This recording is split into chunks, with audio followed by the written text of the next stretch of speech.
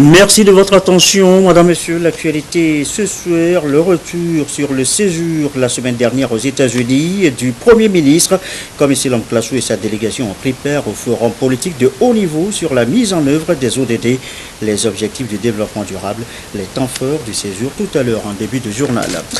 Le 16e forum à Goa à Lomé, le compte à rebours a commencé. Les préparatifs vont bon train.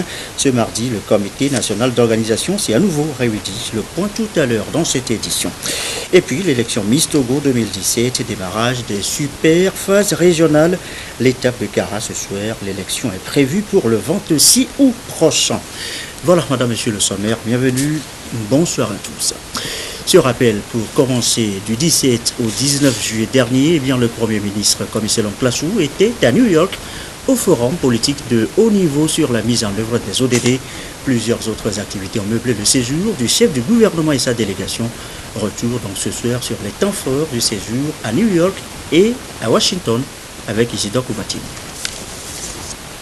L'idée de façonner un monde meilleur à l'horizon 2030 préoccupe au plus haut niveau les nations du monde entier. C'est dans cette optique que les Nations Unies ont défini 17 objectifs de développement durable avec 169 cibles, invitant ainsi les États à tout mettre en œuvre pour leur atteinte. À New York, au siège des Nations Unies, 43 États se sont retrouvés sous l'égide du Conseil économique et social pour une revue volontaire et un partage d'expériences de la mise en œuvre des ODD à travers leur intégration dans les politiques nationales de développement. Le Togo était représenté par le Premier ministre, chef du gouvernement, Commissaire Classou. Il a été surtout question à ce forum de l'élimination de la pauvreté et de la lutte contre la faim, d'où le thème de cette édition, éliminer la pauvreté et promouvoir la prospérité dans un monde en mutation. Pour ce faire, les délégations des États ont tous opté pour une solidarité dans l'action. Un vœu cher au secrétaire général des Nations Unies, Antonio Guterres, qui a souligné qu'un seul État ne peut à lui seul mettre fin à la pauvreté et lutter contre la faim. Mutualiser les efforts est donc un impératif. Pour sa part, le Togo fait des efforts que reflètent des statistiques éloquentes. En témoigne le rapport présenté par le Premier ministre le mercredi 19 juillet. Il en ressort que l'action au Togo pour éliminer la pauvreté et la faim s'articule autour de deux orientations principales que sont les politiques cohérentes pouvant entraîner durablement une croissance économique forte et inclusive et le renforcement des mesures de protection sociale.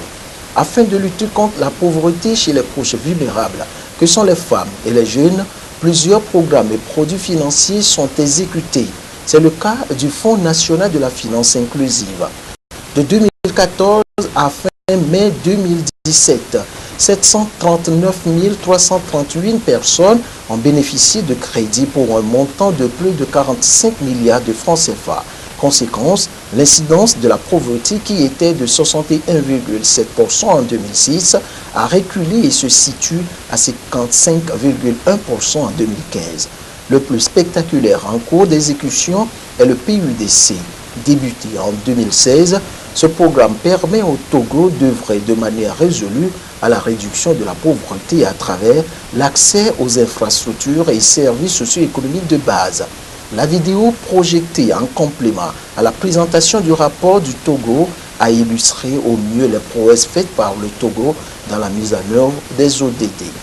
Si la rencontre de New York se veut un carrefour de partage d'expériences dans la mise en œuvre des ODD, elle offrait également un cadre de création de partenariats et de renforcement des relations bilatérales.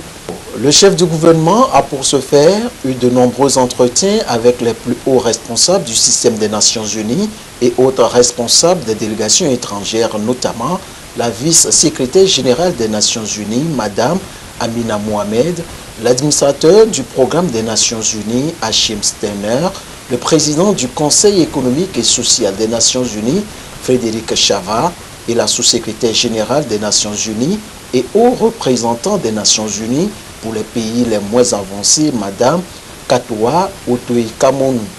Le chef du gouvernement a également échangé avec le vice-premier ministre et ministre belge de la coopération au développement, de l'agenda numérique, des télécommunications et de la poste, M. Alexander De Croo, ainsi qu'avec la vice-présidente de la Gambie, Mme Fatoumata Diallo.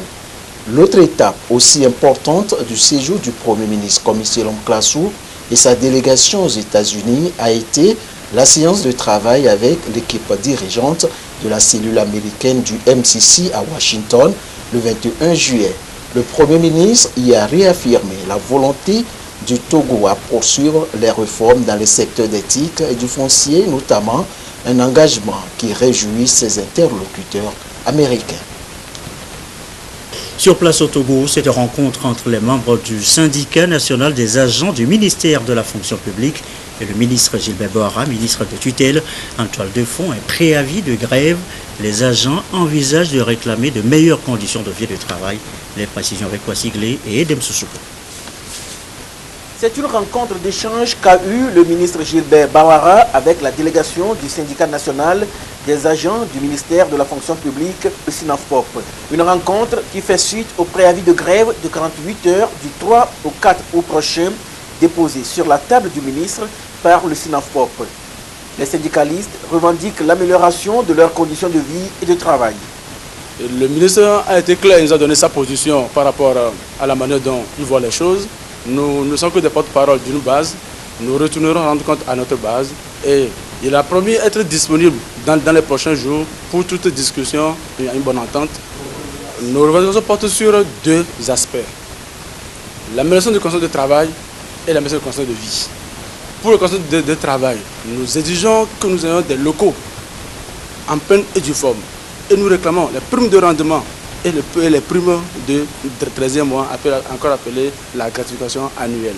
Nous ne sommes pas d'accord, nous dénonçons des disparités qui existent au sein de l'administration publique. Certains ministères en ont et nous, qui les gérons, nous n'en avons rien de cela. Ce n'est pas normal. Pour le ministre Bohara, ces revendications trouveront satisfaction dans la mesure du possible.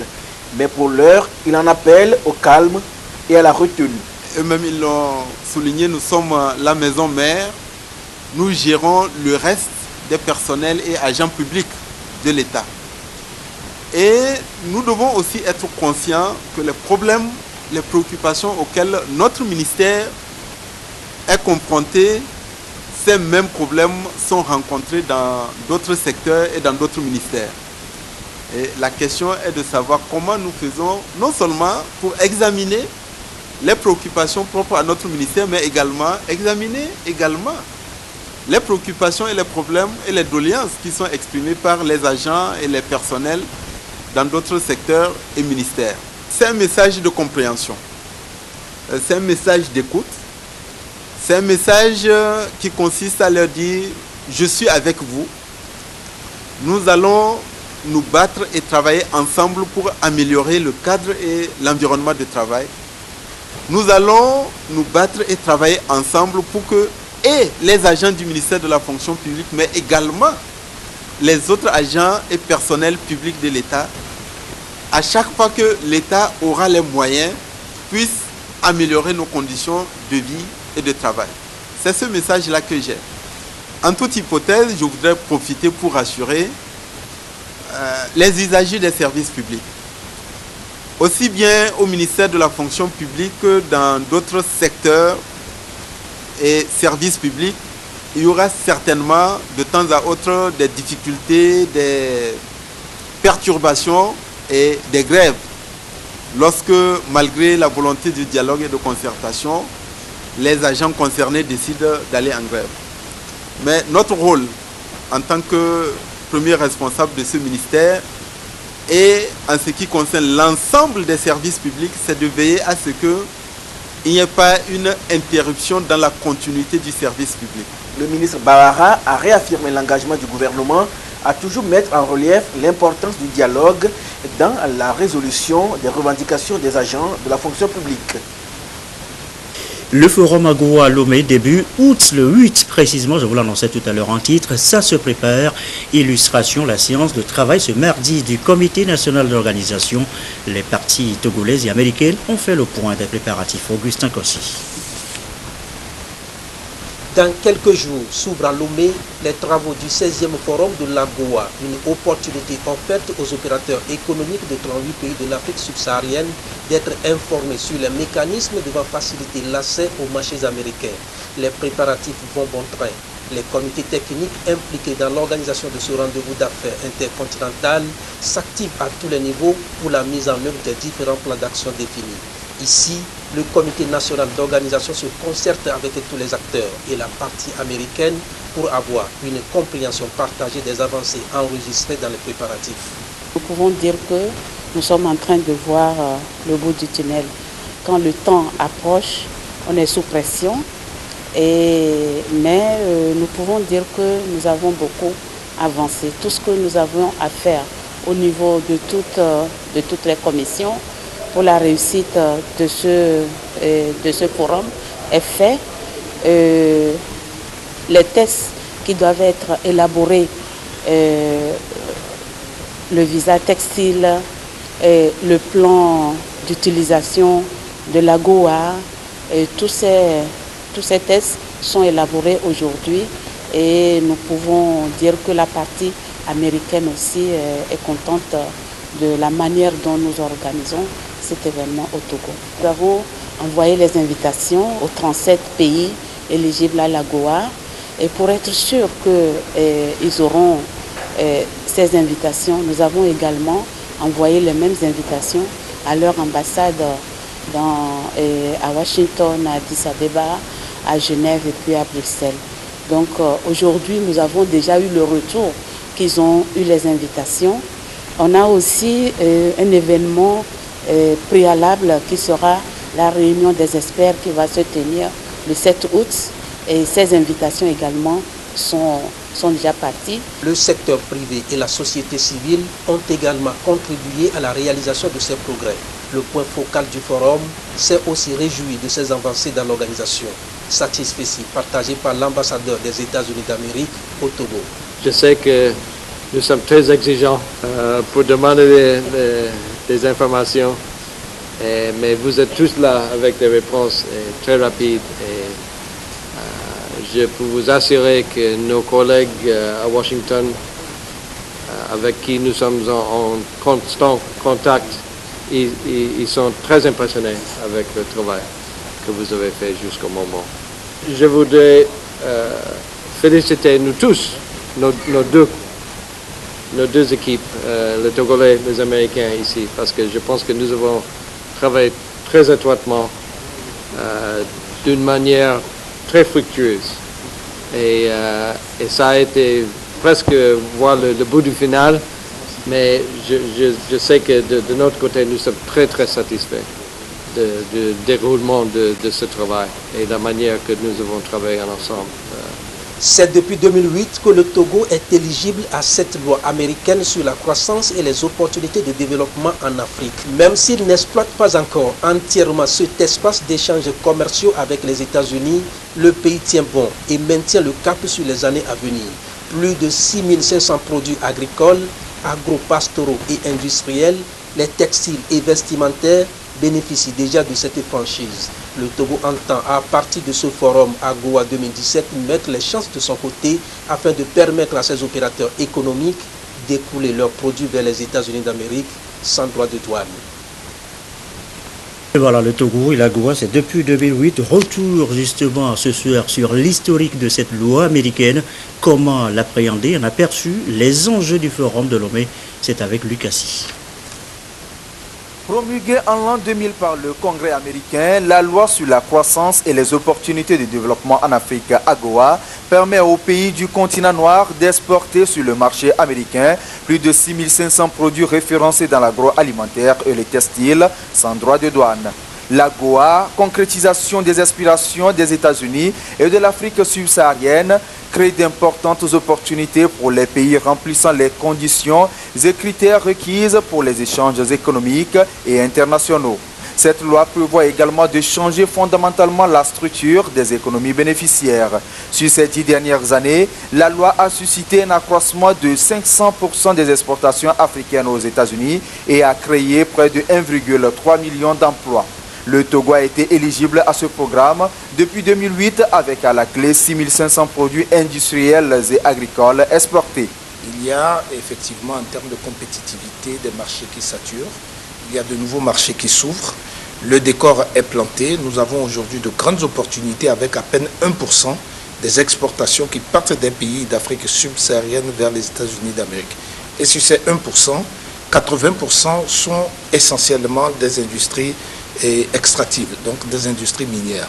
Donc de grandes opportunités aujourd'hui pour le Togo qui héberge la 16e édition. Chaque année, il y a un forum qui se fait dans l'un des pays qui a été éligible effectivement à cette loi. Le 16e forum se place ici à Lomé. L'enjeu est donc continental.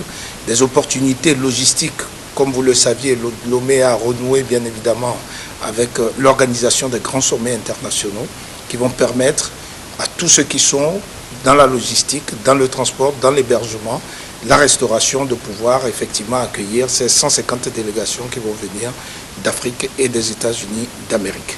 Il faut faire en sorte que nous inversions justement cette dynamique et que nous réussissions à percer effectivement en termes de compétitivité des nouveaux marchés qui vont nous permettre d'améliorer la valeur ajoutée que nous avons sur la transformation de nos matières premières et de faire aussi en sorte que des produits qui jusqu'à présent ne sont pas suffisamment transformés sur le territoire national le soient. Le beurre de karité, le café cacao, le coton, les farines céréales, les noix de cajou et les sacs à main, entre autres produits exportés par le Togo vers les États-Unis dans le cadre de l'AGOA. Et ces exportations ont une valeur de 11 milliards de dollars en 2015 et 10 milliards de dollars en 2016. Ainsi, la 16e édition du Forum de l'AGOA qui se tiendra à Lomé offrira une occasion aux entrepreneurs togolais d'échanger davantage avec leurs homologues africains et des États-Unis. Nous avons 32 stands qui vont être mis en place donc, sur l'espace sécurisé de l'AGOA, qui vont permettre effectivement aux jeunes Togolais, entrepreneurs en dehors effectivement des industries, de pouvoir présenter leurs différents produits. Il y a à peu près une centaine d'entreprises donc américaines et africaines qui sont invitées, donc c'est en tout 150 places disponibles. Donc ils vont bénéficier d'un espace pour une meilleure visibilité pour leurs différents produits.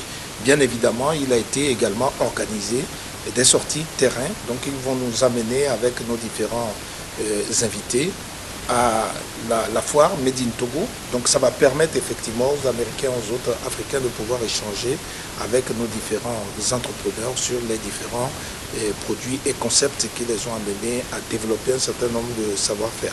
Donc une valeur ajoutée qui va être vendue.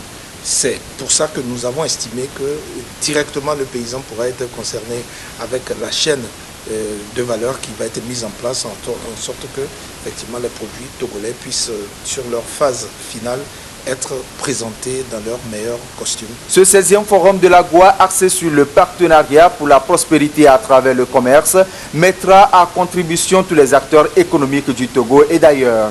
Le choix du Togo pour abriter cet événement économique de taille confirme une fois de plus le retour du Togo sur la scène diplomatique et économique internationale. Autre sujet évoqué, l'employabilité, l'insertion des jeunes dans les secteurs porteurs, l'insertion financière tout court. Le gouvernement togolais s'appuie sur Orabank et la Banque africaine de développement. Une convention a été signée entre les deux parties ce mardi. Nous reviendrons tout à l'heure sur le sujet.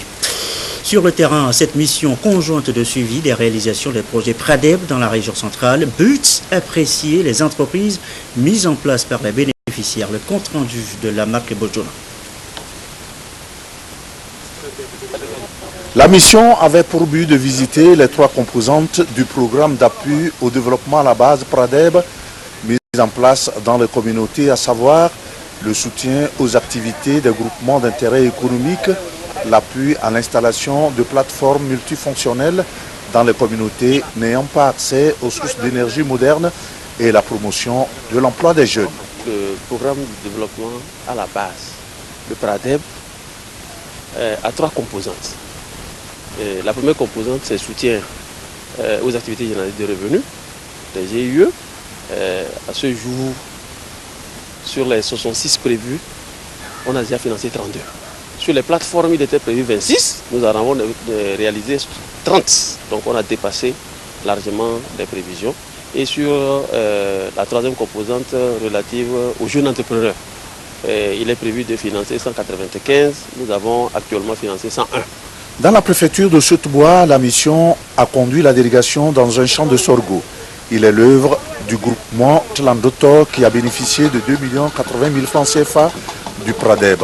Après ce groupement, Cap-Sur Pouinpuhe, un village du canton de Tchébébé, qui a bénéficié d'une plateforme multifonctionnelle. Vraiment, il y avait une souffrance des moulins. Nos femmes et nos mamans qui étaient ici allaient à Tchébébé pour montrer. À l'arrivée de la plateforme, il y a un changement total. Il y a de la paix. Au moment où tu vas partir au champ, même si c'est à 17h que tu es arrivé, on va te moudre et tu vas aller trouver à manger avec ta famille. Donc, dans la localité aussi, vraiment la plateforme, les gens en ont bénéficié. Vraiment, s'il y a un malade gravement comme ça, et on sait que vraiment, il ne peut pas se supporter, on peut l'aider maintenant à aller à l'hôpital, après, il va rembourser. La mission s'est rendue ensuite à Casabois où est installée une entreprise agroalimentaire spécialisée dans la production de la farine d'igname. L'objectif primordial de cette transformation est que nous ne voulons plus que les gens jettent les éléments nutritifs de l'igname, soit disant qu'ils puissent le foufou, transformer le tubercule d'igname en farine d'igname. Cette farine, elle contient tous les éléments nutritifs que possède l'igname. Rien n'est sorti, l'igname n'a que été déshydraté. Conduite par le préfet de Soutbois, la délégation était aussi à Timbio où est installée une plateforme multifonctionnelle et à Djengré pour visiter le groupement de Daro qui produit du savon local à partir de l'huile de palmiste. Ce que j'ai constaté, ça me permet de dire qu'il y a des gens qui se débrouillent, qui ont besoin de l'aide et que cette aide, dès qu'ils l'obtiennent, ils la mettent franchement à profit. Je voudrais donc remercier son Excellence, le Président de la République, qui a placé son mandat actuel sous l'égide du social et que par ce social, toutes les couches socio-économiques sont touchées. Les 5 préfectures de la région centrale étaient concernées par cette mission afin de sensibiliser les bénéficiaires sur les exigences, conseiller et motiver ces derniers au remboursement systématique du microcrédit reçu et permettre au grand public de connaître les réalisations concrètes du Pradeb dans la région. Faire de l'Université de Lomé une institution moderne et compétitive dans la sous-région, encore 3 ans pour la réalisation de cette mission, ça court jusqu'en 2020 donc. Ce mardi, les acteurs impliqués se sont retrouvés à l'Institut Confucius pour valider le plan directeur élaboré à cet effet. Fafa Dalbeda et Kwissala. Depuis 2015, l'Université de Lomé développe des stratégies pour s'adapter au mieux aux grands enjeux et défis de la mondialisation. Un plan stratégique a été élaboré à cette occasion. Il prend en compte les effectifs pléthoriques des étudiants, la gestion spatiale, les infrastructures, l'adéquation formation-emploi, la gouvernance et les ressources humaines. 2 ans après, les différents acteurs se sont retrouvés ici pour réfléchir davantage sur ces stratégies. L'objectif est de valider ce plan directeur de développement qui entend réorganiser l'Université de Lomé pour plus de performance, de visibilité et de compétitivité. Dans les différents secteurs des activités de l'université, il y aura une planification opérationnelle avec des outils de suivi et évaluation qui feront que chaque activité, chaque tâche pourra se faire en temps et dans l'espace. Ce qui fait qu'à la fin, on pourra avoir une évaluation pour savoir est-ce que toutes les dispositions qui ont été planifiées ont été menées à temps et dans l'espace concerné.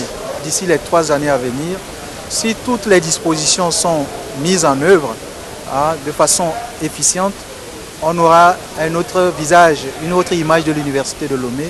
La mise en œuvre de ce conducteur nécessite une enveloppe financière de près de 30 milliards de francs CFA.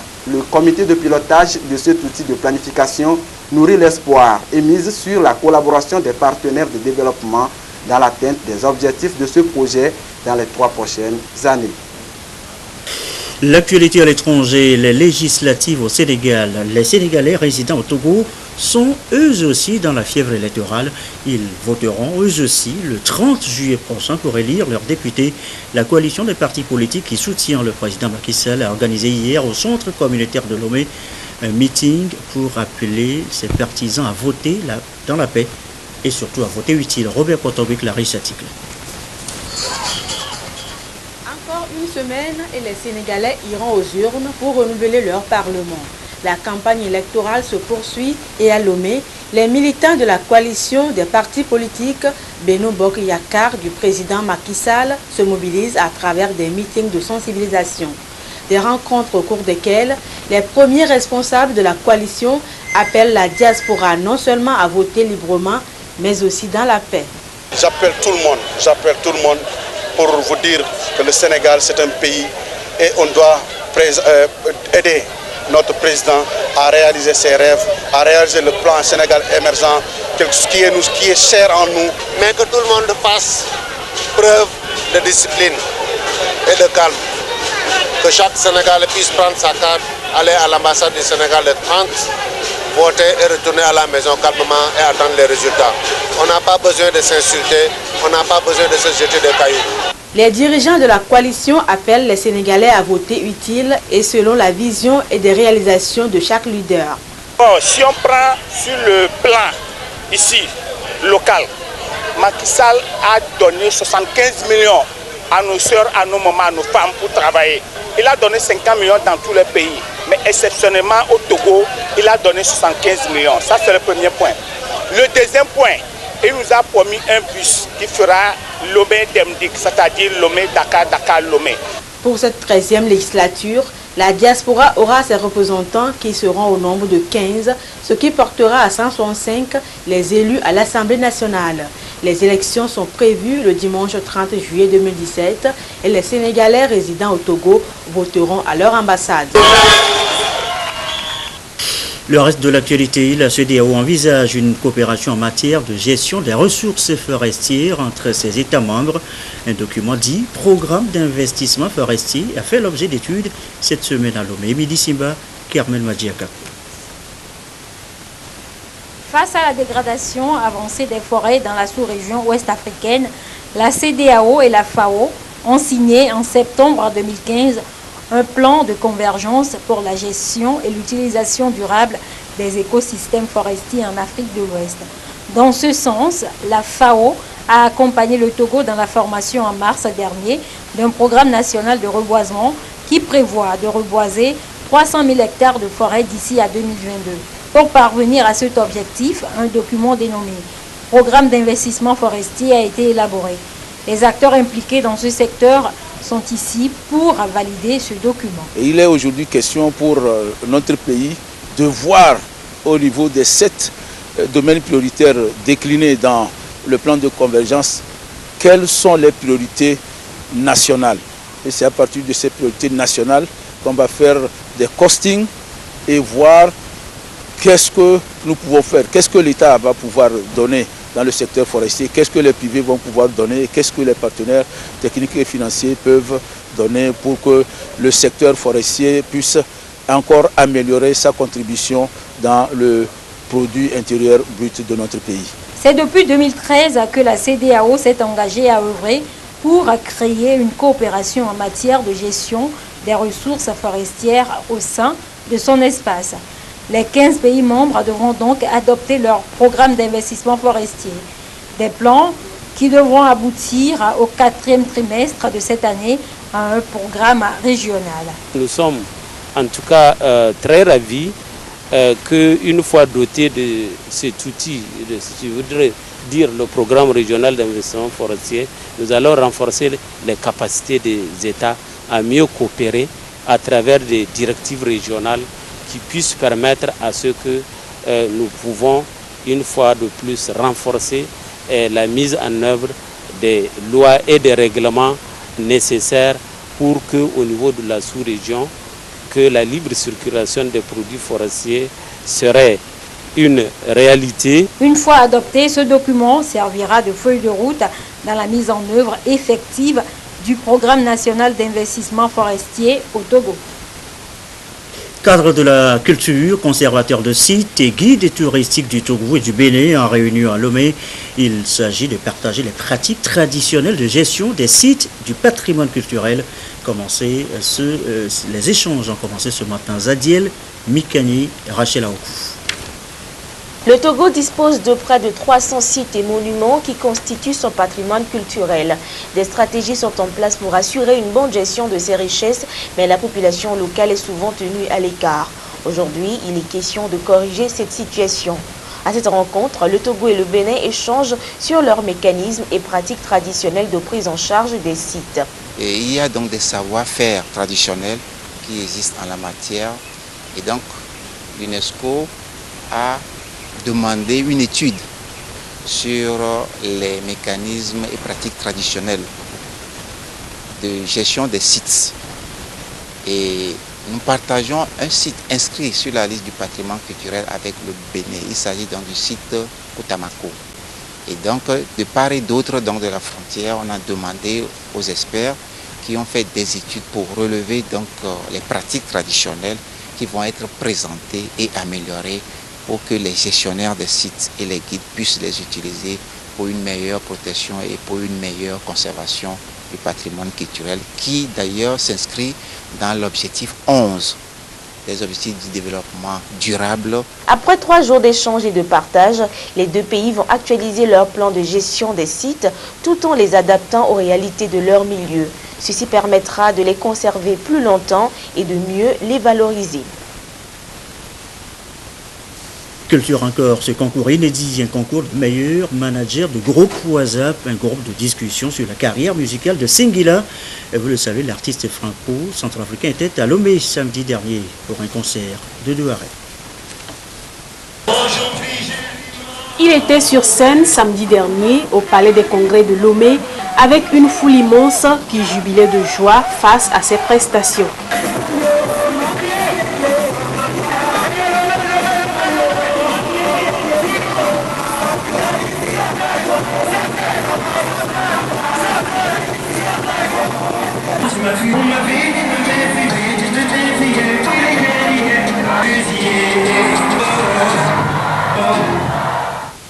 Deux jours après ce grand concert, l'artiste offre une intimité au meilleur karaoké qui a su interpréter l'une de ses chansons. Je m'en souviens, elle a mis du temps, ton téléphone elle me disait, reviens je t'en prie, je t'en prie, je t'en prie, comme tu me mens ma chérie. Le jeu était simple. Manager des groupes WhatsApp et sortir le meilleur karaoké du groupe. Sur 45, seulement un a remporté le prix de meilleur manager du groupe.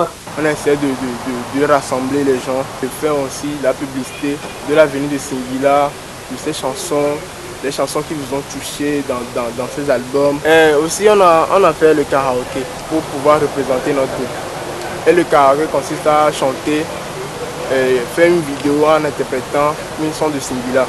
Ainsi s'est achevé le séjour de l'artiste franco-centrafricain à Lomé. Je suis incrusté dans ton quotidien, je t'attire comme le diable, je te suivis comme un chat. Je ne t'ai pas dit que dans ma vie il y avait déjà quelqu'un. Ta beauté est si redoutable, c'est formidable, moi je suis misérable, c'est fait que nada. Thibaut à suivre, ok? Merci, ça fait plaisir.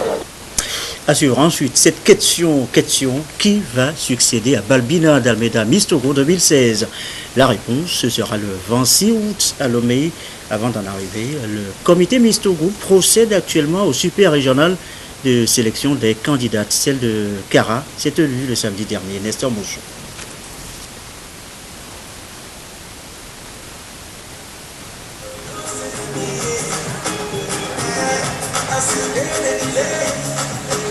La beauté à l'honneur, samedi dernier au Palais des Congrès.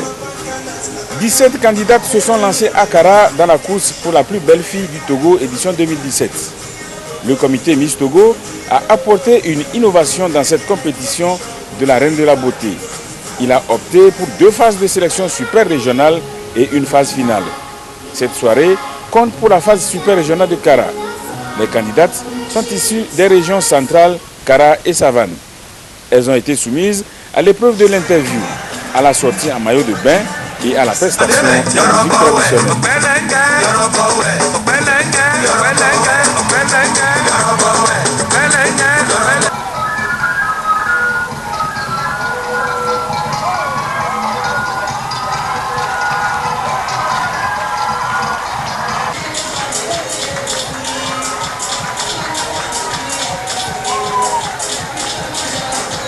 Après le bouquet final, le jury a délibéré.